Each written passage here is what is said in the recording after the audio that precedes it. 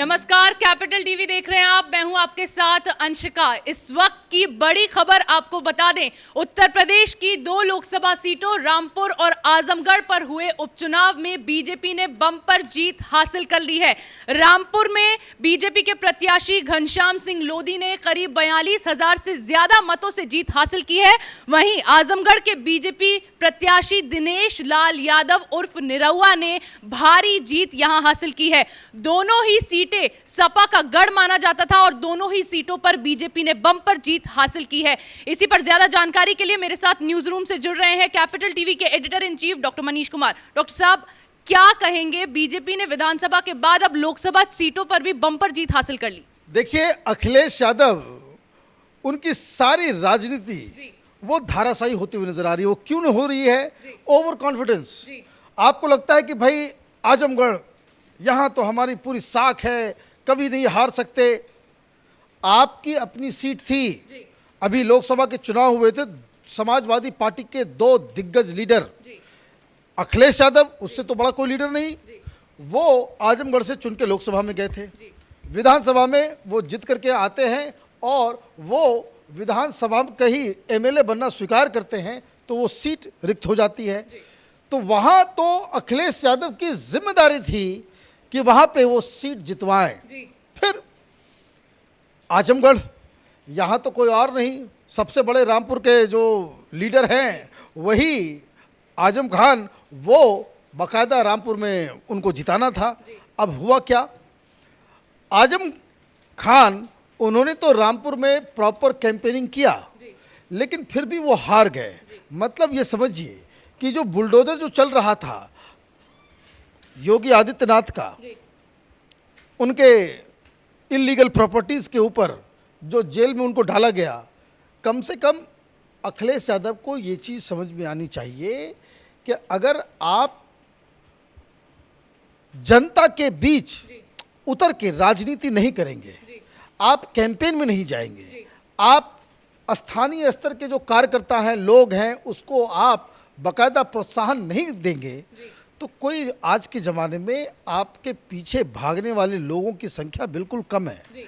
और इसलिए ये जो हार हुई है, ये हार अखिलेश यादव के लिए बहुत ही बड़ा झटका माना जा रहा है कि आपके 2 बैस्टियन में भारतीय जनता पार्टी जहाँ से कभी जीत नहीं सकती थी, वहाँ उन्होंने जीत दर्ज करा दी। और किसने हराया? आप देखिए, आजमगढ़ में अखिलेश यादव के भाई बैठे हुए हैं। धर्मेंद्र यादव को आपने टिकट दिया, उसके सामने कौन है उम्मीदवार? एक बड़ा ही वीक उम्मीदवार है। Nirahua is not a very big politician.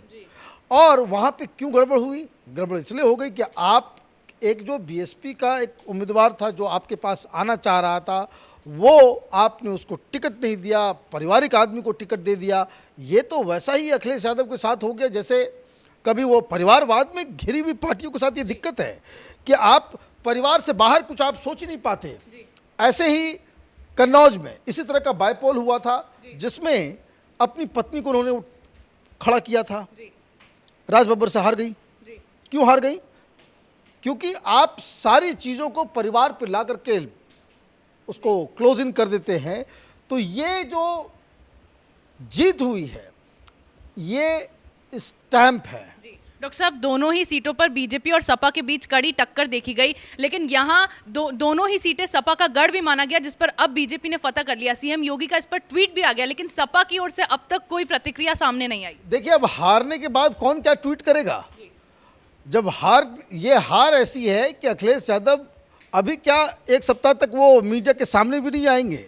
Yogi Adityanath ने बिल्कुल साफ साफ कह दिया, ये जो डबल इंजन की सरकार है वो तेज़ी से बढ़ रही है। और सबसे बड़ी बात जो मैं बता रहा था आजमगढ़ में हार का मतलब ये है और रामपुर में हार का मतलब ये है कि समाजवादी पार्टी के में मुसलमानों का भी विश्वास खत्म होता चला जा रहा है। ये मत भूलिए कि ये दोनों ही जगह, ये दोनों ही कंस्टिट्यूंसी मुस्लिम बहुल कंस्टिट्यूंसी है।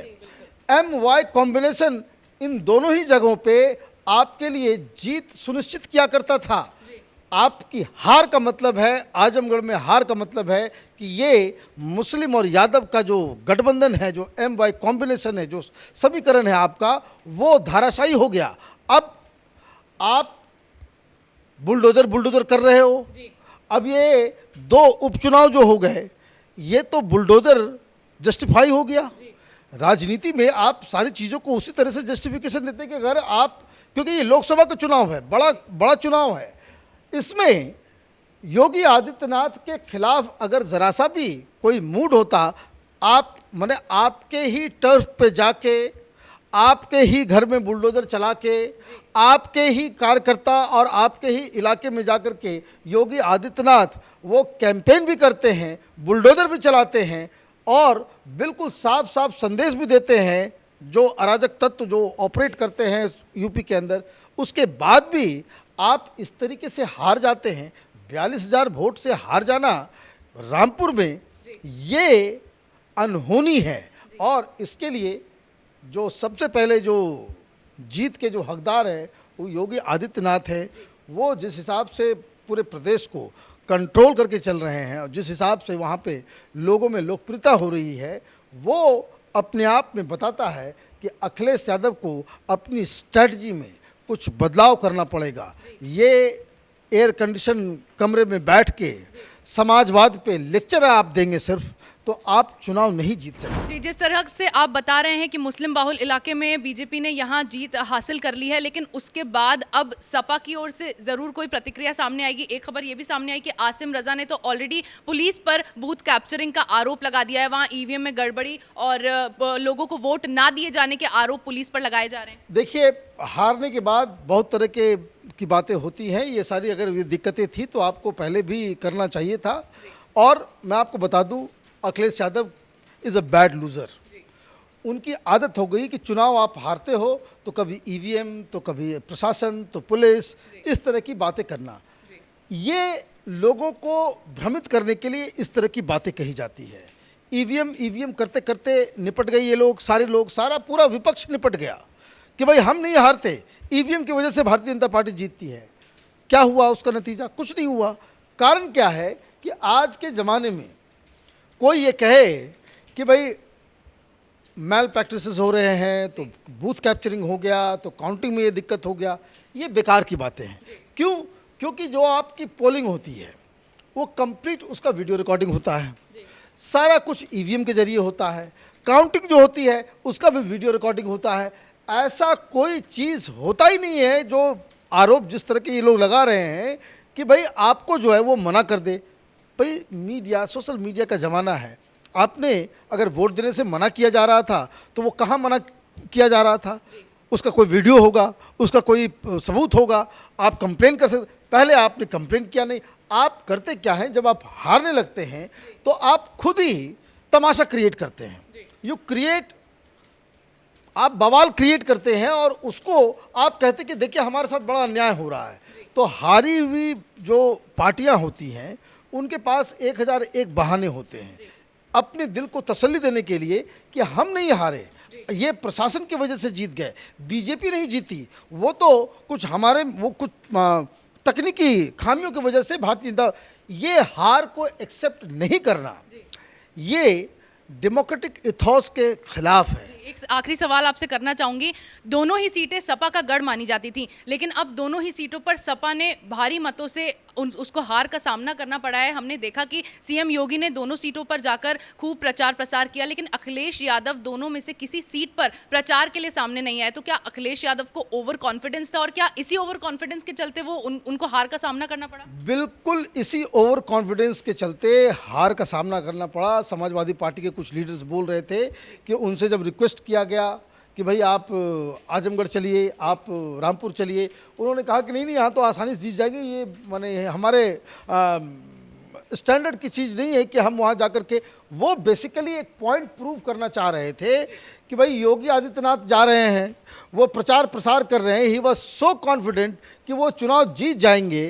तो उन्होंने ये सोचा कि योगी आदित्यनाथ को प्रचार करने दो, उसके बाद भी हम जीत जाएंगे तो हम प्रेस कॉन्फ्रेंस करके ये ऐलान करेंगे कि देखिए सब कुछ हो गया, अब देखिए हम ये बुलडोजर के खिलाफ जो है बहुमत है लोगों का हवा बदल गया।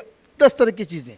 हुआ ये, आज की तारीख में कोई भी पॉलिटिकल पार्टी जीतती है, उसके पीछे एक उस संगठन का, उस पॉलिटिकल पार्टी का, उसके लीडर्स का काफ़ी मेहनत वो जुड़ा हुआ होता है। जैसे मैं आम आदमी पार्टी का ज़रा सा भी कोई समर्थक नहीं हूँ, मैं केजरीवाल का ज़रा सा भी कोई उसका मैं हमदर्द नहीं हूँ, और लेकिन वो जीतता इसलिए है कि वो पार्टी, उसके कार्यकर्ता अफवाह फैलाने में तो मास्टर ही है। अफवाह फैलाया, ड्रामा किया, झूठ बोलेगा, सब कुछ करेगा, लेकिन ज़मीनी स्तर पे उसका कार्यकर्ता काम भी करता है। तो वो कॉम्बिनेशन, इसलिए वो पंजाब भी जीत गया, या फिर अभी जो दिल्ली के अंदर, हालांकि वो पंजाब में वो हार का सामना करना पड़ा है, क्योंकि वहाँ सरकार बनने के बाद आम आदमी पार्टी की पूरी टाँटाई फिस हो गई है। जिस हिसाब से उन्होंने एक कॉमेडियन को मुख्यमंत्री बनाया, उसका खामियाजा भुगतना पड़ रहा है, उसकी अपनी सीट चली गई।